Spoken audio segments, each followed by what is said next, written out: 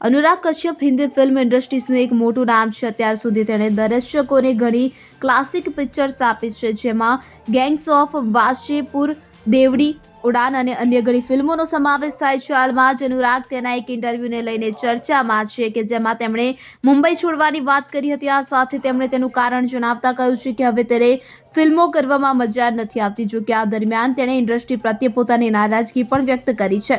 જાણકારી મુજબ અનુરાગ કશ્યપે મુંબઈને અલવિદા કહેવાનો નિર્ણય કર્યો છે। તેમણે બોલિવૂડ રિપોર્ટ સાથેની મુલાકાતમાં ખુલાસો કર્યો હતો કે તે વર્ષ 2025માં મુંબઈ છોડીને દક્ષિણમાં શિફ્ટ થઈ જશે। તેમણે ઇન્ડસ્ટ્રીઝના લોકો પર પણ પોતાની નારાજગી વ્યક્ત કરી છે, જેનું કારણ તેમણે ટેલેન્ટ એજન્સીઓને ગણાવ્યું છે। ફિલ્મ નિર્માતાઓનું કહેવું છે કે આવી એજન્સીઓ નવા કલાકારો માટે ખોટો ટ્રેન્ડ સેટ કરી રહી છે અને આ લોકો પોતાના અભિનયને સુધારવાને બદલે કલાકારોને સ્ટાર બનાવવા પર વધુ ધ્યાન આપે છે। Bureau report CN24 news. હવે જુઓ દેશ દુનિયાની તમામ ખબરો તમારી આંગળીના ટેરવે। ઉઠાવો મોબાઈલ અને ગૂગલ પ્લે સ્ટોર પરથી ડાઉનલોડ કરો અમારી CN24 ન્યૂઝ મોબાઈલ એપ।